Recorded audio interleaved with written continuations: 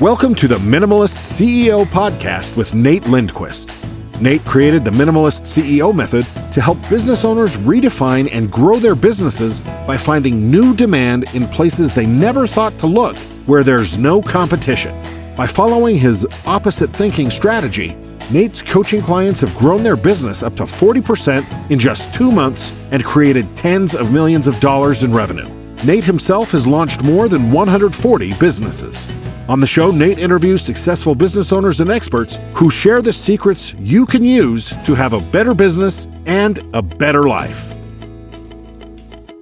Hey everyone, Nate Lindquist here with the Minimalist CEO podcast, and I am excited as heck to introduce our next guest. This guy's gone up through the ranks in a company called Reconstruction Experts. And if you don't get the nuances of that name, we're talking about being in the restoration space, but there's an awful lot more to that. These guys understand the dangerously challenging nature of this industry. And this is the guy running it. He's the CEO. I want to introduce you to Rich Whitten. Rich, thanks for being on the podcast. Thanks for having me. Excited to be here. Yeah, this is cool. I'm glad you're here. We had a chance to get to know each other a little bit. I've been looking at your history and, I look forward to getting to know you a little bit more. The first thing I think that I just like to start with, and this question I like to ask, I'm making this more of a frontline question across the board. When you run a company like the one you're running, so you're in the space that you're in, what is the most important piece of the business that when you came in, you're like, listen, I have to cut this away. This has to stop. This has to change. I like to help people focus on what's essential. Being a minimalist CEO is really about focusing on what's essential, cutting away the waste. So where did you have to start? Yeah, I think the biggest thing we had to cut through was everybody wanting to hold on to their proprietary talent that, made them successful. And we had to get to a place where they could share that so others could be successful. And that's really hard to unlock for some people who that's been their success factor their whole career. Yeah. The finesse factor, right? Like, I'm really good at this. I know I had it, which is the like, hey, who's going to take this call? Oh, I got it. There's something that, a nuanced way of doing it that I should probably do. And what I noticed is it causes companies to shrink. Were you dealing with that, watching people overwhelmed, burdened, and starting to shrink because of that? We absolutely were. We hit a ceiling where we had people going, I'm the only one who can do this, so I have to do it. And we could not grow beyond a certain point, and we could not, replicate what we were doing in other markets. So how do you get past the hurdle? I mean, you're talking about new relationships. You've been in this role for 2.5 years. I'm jumping ahead. I think real briefly, just how do you come into a culture as the CEO and solve no, that's my job problem? Yeah, you spend a lot of time really laying a foundation for trust. You've got to gain people's trust. You've got to give them a little vision as to why what we want to do is really to their benefit. Once you're able to do that and get the dialogue around that, then it's a lot easier to move people toward, okay, I want you to now record and put down in a blueprint what you do so that others can follow it. Okay, so trust, that's a very good place to start. I don't know if you could look back, in looking back as you share that, I think of the times, I've now worked in advisory space for many, many years, more than 2 decades. And I think sometimes when I have the answer, it's like you want to salt the steak before you taste it. And when you have the answer, I can see times where I went in with, here's what we're going to do. And it freaks people out. It breaks stuff, including opportunities for relationships that might have been something good. Have you noticed that too? Yeah, we've seen that, and change can be challenging. And I think, really for your high performers who see where they want to go, just like you said, we could go here. If you're going there alone and not bringing the entire team and organization with you, you're going to be really lonely when you get there, and it's not going to work. So you've got to find the right pace to bring everybody along with you at the same time. And it's okay to make incremental short strides towards your goal, but your goal never changes and you're still marching toward it. Yeah. And that probably takes the shape first of getting a very highly detailed, well-communicated vision. Is that right? It does. You've got to spend more time than you think doing that and working and building consensus and getting people to understand it and buy into it. And that's really the foundation of the leadership that's going to help get people, down that road. Awesome. And how's it going for you over at Reconstruction Experts in that role? It's been amazing. And prior to getting in the CEO chair, I was in the COO role for a while. I started here as CFO. So I've had a bunch of different perspectives. And I can tell you that we really have done a major shift. And it's really been a push to making sure our culture was aligned with what our goals were with respect to our clients, and making sure that we were putting people in a position where they could be successful. And then whether they actually were successful was really up to them. But we were breaking the backs of people and really, not giving them a great environment to be successful in, and overworking them and pushing the few. And we had to change all of that. We had to really change what we were doing. And we were making a lot of mistakes, and we had to turn into those mistakes and really learn from them over that time. Going into the big waves. So you got to see this from the perspective of CFO, COO. And what was it as you took the leap to that next level to be the leader of the organization? What lit the fire in your gut to say, you know what, there's a place we can go with this that I see? What got you to that point? What fired you off? So when I look at Reconstruction experts, you see this really incredible model of client-focused, reconstruction services. And it's really, grabbing hold, jumping in the shoes of the client, dealing with the anxiety they must be facing when their facility is, or their home has something that needs to be repaired, and then walking them through and everything's going to be okay. So this really powerful model that had been created here, how do we now do this more on a broader scale? And that was really what was driving me. Like, there's nobody out here in the residential multifamily world who's doing this that I think as well as we're doing it, as well as our employees are really doing this. So there's this opportunity to make a more super regional, even national footprint. So how do we get there? What are the things we need to do to be able to scale this organization? So your goal was, at the root level, was your goal to grow the business? Is like, hey, listen, we can get out there and reach more people? It was twofold. It was absolutely to grow the business and bring this great service offering to more clients. But it's also that we truly believe in what we're doing is a better way. It's not just focused on the construction. It's focused on the people and then the construction. And by setting it up that way, we really feel like we're delivering a much better experience and outcome for the clients who are in need of our services. Okay. So if you were to give a percentage, say on a continuum scale, say between, you got like one side of this is want to grow the business, we've got a better way, and we can see how we can get there. We could have multiple locations.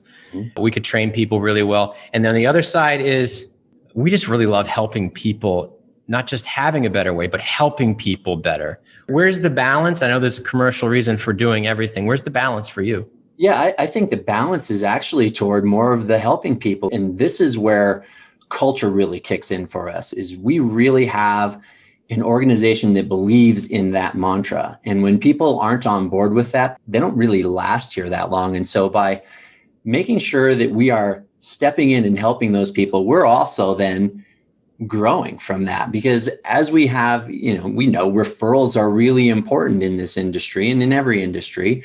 And so as we get satisfied clients, we're able to build upon that. And we love it when new clients can call, prior clients and say, yeah, this was my experience. So what they're telling you is what you're going to actually get. Okay. So this is really something that you feel inside the vision, inside the culture is, it's like XMen. I mean, in a lot of ways, or XMen and women, where you guys have this organization that understands, like, when it's time for a rescue operation to go help people, everybody understands that's the primary reason for being there.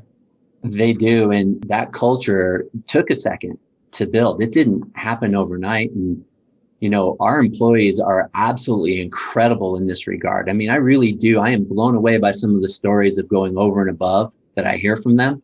And that's exactly what motivates them as well, is being able to help these people out. And look, we're a for-profit business and we want to make money along the way with that. But we really believe this is the key to unlocking that. Awesome. Yeah, I couldn't agree more. I think when people are fired up about the gifts they can share, they reach down deeper, they work harder, They have stories where they feel like they're part of a legacy. We have something in the base of our training called, with the Minimalist CEO and my team, called the GIFTS formula. And at the very basic level, I believe we all have and have seen the 90-pound woman lifting the car off the kid. Mm-hmm. There's a bigger reason than all of us, bigger than me, bigger than the business, and complete focus on exactly what the task is at hand. And the first priority isn't about what am I going to get? It's how can I serve? Right. No, I think that's right. And it's funny because even my own perspective of that has really changed as I went from the CFO role to the COO role, and now certainly the CEO role. My first view of this was, yeah, culture is important. And then you get into the operational role and like, no, culture is really important. And then as CEO, culture is number one. If we can get that right and everybody pulling in the same direction, there's nothing we can't do. And so we spend a lot of time thinking about it. I love that. No, putting weight on that's super important. So I'd love to ask you then, you've grown your business to over $1 million in revenue annually. How big is, that sounds like an understatement of the year. How big is your company? How big is your operation? So we're over 125 million now. Nice. That's a good sized group. It is. And it's, when I joined, I think we're around 30 million and we've grown a lot. And some of it's been organic growth into new territories. And we're even done one acquisition, which has been a great experience for us as well. So we're really fortunate to be in a great market and have a great team that's been able to grow this to this level. How were you able to reach into other markets and replicate your one successful model? Yeah, we made a lot of mistakes. And were you at 30 million with one location or 30 million with 30 million primarily in one location? We had really just started so we're primarily in Colorado. We'd really just started in California and Texas. And we made a lot of mistakes because we didn't have our system and processes set. So everybody was doing it a little bit different everywhere. And the further away you got from sort of the mothership, the more variation of outcome you had. And so we had to spend a tremendous amount of time, first of all, scribing what our blueprint was going to be, both sales, pre-construction, and operationally, and then training everybody and getting everybody on board with it. And we saw some significant turnover and resistance through that process, but we pushed through all that. And, we came out on the other side and then things, once we had it and we were all speaking the same language, boy, it really started to take off and be effective. Yeah. Yeah. No, that's huge. It's amazing the amount of emphasis that you put on putting the systems in place.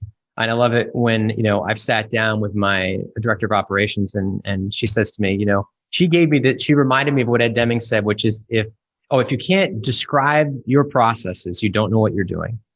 And now I've used that, I've shared that. I got to give full credit to Heather on our team, just brilliant in that area. And I surround myself with people who are like, I love the vision, I love where we're going, everything's growing, great team members. And as the CEO and also as the lead coach and mentor, for me, it's like, I just see what I want to do. I see how it aligns with the vision. We can get the team pulling in that direction. She's like, do you want to document this one or do you want to do the whole thing again? And when I talk with clients, and I put in front of them the 5 W's and an H and the what next, they're like, why are you asking all this question? Can't we just go make some sales, or can't we get some more clients, or can't we open a new location? And, some of these people are like, we hit 15, we hit 20, we hit $30 million. And I said, what role do you want to play in these growths? Do you want to be the trainer? Do you want to be the company itself? And then do you want to completely staff that group? Do you want to take full ownership of these processes and really become a clearinghouse for expansion nationally? And, a lot of people don't think that way. They think they're pushing, and they get to the 20 million, they get to the 30 million, they get to the 40 million. Some people listening to us right now are going to be thinking to themselves, I'd really love to get to that sort of 5 million and beyond. And I really haven't broken through the 5 to 900,000. How the heck did you do it? Right. So we know the emphasis that you can put on these systems. And now I'd like to say, okay, you get the systems in place. You've taken the time to put it in writing, to think it through. I like to say, think it through like you can tell the story. This is the ideal internal experience. This is the ideal sales experience. This is the ideal onboarding experience. But beyond that, dream comes true. Someone waves a magic wand. You now have all the systems in place. How do you bust through that sort of $5 million mark and start moving into the rapid growth sector? Yeah. And look, I am a huge proponent and believer in the systems, but systems on their own don't do it. right? You still got to have talented people following those systems, constantly improving those systems and innovating. And so, it really does take, I've got a model, it resonates. I'm going to be true to what I do. I'm going to be passionate about it. And I'm going to go out into the marketplace and show them the value of why my way is a better way. And hopefully that does resonate in the marketplace. And if you stay true to that, because you can get distracted real quickly. You can have opportunities kind of outside your model that are enticing maybe to go pursue, but you really got to stay focused on what you do. So for us, it's occupied properties in distress. We don't do any new construction, but we've had opportunities to do some of those things, but we've always just stayed true to who we were and just kept moving it forward. So occupied properties in distress, commercial, multifamily, single family. All of the above. Now, look, we sort of grew up in multifamily HOA, but we are moving into more, commercial, more municipal. We're definitely moving into those markets. But I mean, the same model sort of applies to all of them. And I always talk about occupied properties in distress and it's generally three reasons: that it was built wrong to begin with. Something happened to it, either Mother Nature or man-made, fire, flood, water, wind, or it's just aging and is in need of upgrade and repair. And so those are really the three end markets as we think of them. And we have a solution offering for each one of those. But the execution model is really similar for all of them. Slightly vary how we sell it and how we plan it. And then we go into execution. Okay, so top three biggest ways to generate business in a market that obviously is not enthusiastic about repeat business. And usually you don't have, certainly single family homeowners are like, next time we have a fire, we're using you. Right. So give me your top three lead development mechanisms that are winning for you, because obviously you got some. Yeah. So we wouldn't be here without an incredible, what we think of as a referral partner network, right? So we're interfacing from a marketing and sales standpoint with community association management companies, with forensic design companies, forensic engineers and architects, and with construction defect attorneys. And so we are constantly probing and working in this network to see where the opportunities lie. And once we get an opportunity, now we create a strategy around each one of those, and we work with the community or the client in need. We work with them through an entire planning process so that the outcome becomes really predictable. And so that's really what we're doing, is we're spending all our time mining those opportunities out of that network. And we work with some incredible referral partners who are really good at what they do too. So how do you systemize and lock in the commitments from those referral partners to the point where obviously reciprocation, yep, you scratch my back, I scratch yours, but how do you turn that into, listen, we got a team that takes care of, honors, stays in touch with our referral partners. How do you lock in the deal? I mean, I've talked to people, I think I mentioned too, I've got a decent amount. I've been studying the restoration space for the last 3 years and have been obsessed with it for the last year and a half, simply because it's, from what I've seen, it's one of the toughest, if not the toughest business to grow and job to be in a way that actually is sustainable. And there's no repeat business unless you understand networks and referral partners. And you can't get every, fire chief to say, we'll make sure they call you first. There's all those tricks. There's certainly getting in the hip pocket of insurance companies, which I think is a massive no-no, but that's just my point of view. Yeah. I'd like to know, what advice do you have around that? Yeah, you've got to be a great partner too. You've got to add value to their organization. And whether that comes, as you said, in the form of, when I get a lead, I'm going to bring you in on it. And that's certainly part of it. But if you're also, making them look good, or you're an easier alternative than the next guy for them, and you make their life a bit easier, you've got to add value into that referral network. And that's crucial to be able to leverage it to get the number of opportunities that you want to grow. Now, do you ever do referral fees? We don't. Or affiliate fees or anything like that? We do not. And we don't honor system service partners. We do land our fair share of leads and opportunities where we're there first, but we feel like it's a much better environment when we work in a team way with our referral partners and just bring each other in on these various opportunities. Definitely. I like that, the language around bring us in, just bring us in, we'll bring you in. And I think so, one of the systems that I've taught some people in the space is the partner effect. Like it's the same thing with Hare Krishna, and this is obviously a religious podcast, but when they hand you that flower, do you know a lot of them end up in the trash and they go back, get it in the trash, give it to someone else? Because people don't, they always hand, the percentage is pretty high of people when they get the flower, they hand them the money because of the law of reciprocation kicking in. But they didn't do it because of the flower. And I think the idea of referral fees, affiliate fees, now affiliate strategy can be really good at some level, but I do see the idea of like, if someone feels like they're in that with you, they know that you're thinking about them and you're making their life easier. And when, there's a problem, you're there for them, whether it's for insight or boots on the ground. I mean, how many people kick through the panels in the ceiling from an HVAC company and suddenly they've got a problem and you're like, we got it. We'll take care of that. Take care of that. Yes. Yeah. So I think that's the right approach. And I do think there's definitely a tit for tat attitude. I think that has almost become unfortunate. It's horse trading. But I like your approach, especially with you're doing over 120 million bucks a year. To have that kind of ethic and have that sustainable and scalable is powerful stuff. Yeah. I mean, we go and do a lot of things with and for our referral partners, and they do a lot for us. I mean, it's an incredible when you get, I always like to say the whole is greater than the sum of the parts. And so when we kind of work together instead of working independently, it works. Now there are lines we don't cross, right? There's still a control function we certainly respect with everybody, but we really feel like when we're working together, we're all working in the best interest of the common client. That's awesome. So if you had to give up all your referral partners and can only keep 3, who would they be? Not the name of the company, but the industry or the... Oh yeah, there's a forensic engineering company that we work with a lot and have a long-standing history with it.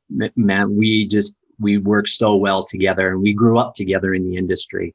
It's hard to pick a CD, construction defect attorney group, because there's some really good ones that I have such mad respect for their knowledge depth to be able to navigate what is very, very technical litigation.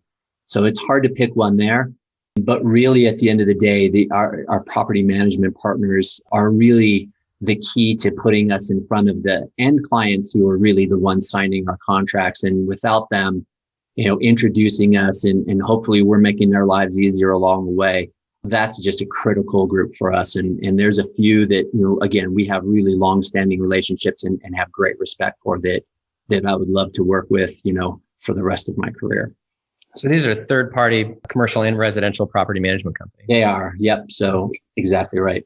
That's definitely a profit center for sure. And I've heard that from a number of places. One of the other things that I've heard come up, and I'd be curious what your take is on that, is the concept of having non-emergency services as an exposure and a sort of relevant marketing mechanism.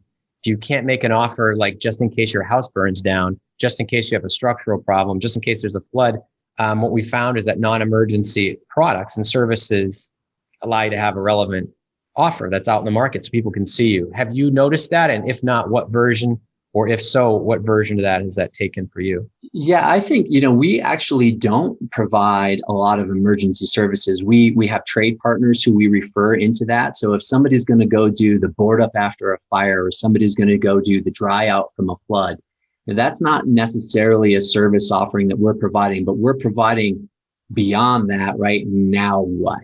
Okay, do you make the claim or not? And we have people on staff who really walk those clients through the claims management process, and we'll put scopes together so they have something to compare to the scope from the adjuster. And we really advocate on the side of the client.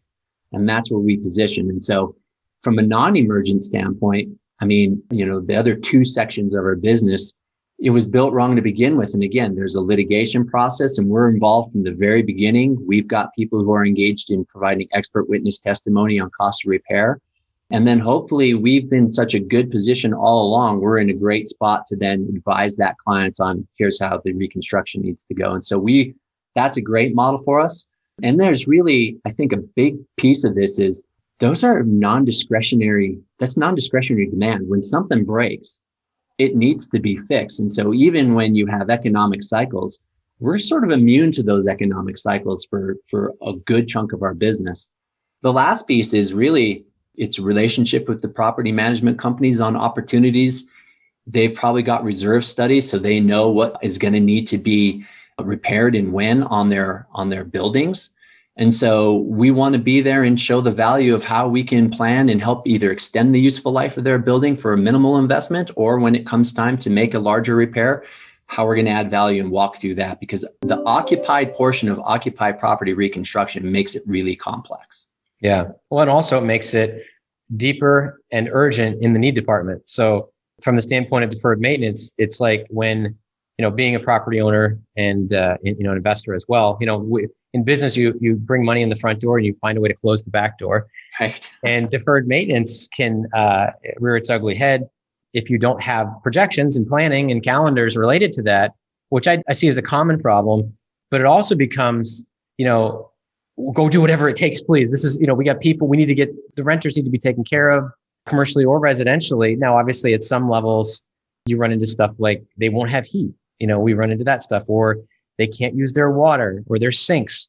But now you're talking about there's a problem with the floor for this entire location, or no one can use this stairwell. So you guys are dealing with that stuff too, right? We are. And we always like to say, again, with occupied properties, you have up to 300 clients watching your every move on a project. The owner is paying the tab, but everybody is weighing in. And so how you manage the communication around that, how you manage the sequencing, and how you help everybody understand that we're going to get through this and here's how we're going to do it and it's going to be okay and you're going to have a good outcome. Mm-hmm. That's critical, right? That's critical to our success, is to make sure that we're managing all of that communication. I would imagine, based on this conversation and obviously awareness of the different nuances, that for me, at least, the word meticulous comes to mind. I would imagine your role, your attention to detail, the people you have to have on your team to execute at Reconstruction Experts, you got to be meticulous. And I would put that right back to our incredible employees. Who are that? We talk about it, and you talked about it at the top here. This is hard. And what we do is we really we embrace the hard. I think there's a quote, Tom Hanks in A League of Their Own said, the hard is what makes it great, right? If you can do this and do it well, you should feel really good about that. And so we try to tap into that as well. I love that. That's a great point. I've always referred to that as a worthy adversary. If everyone's fighting for it, if they love getting the call because they know it's going to be hard and it's the call for them, that's a calling. Let's do it. So this is hearing what you're doing makes me want to keep going. I'm inspired by the role you've taken on. You had something else that you wanted to share? No, I'm good. Okay. I have more questions, and I think our listeners would too. So I'm going to ask as a shout out and appreciation for Tim Ferriss, who I've admired his work in his podcast and also just love the question. It can be personal, it can be professional, but you get a chance to put something up on a billboard that everyone will be able to see. What's it going to say? Oh my gosh, embrace the trust.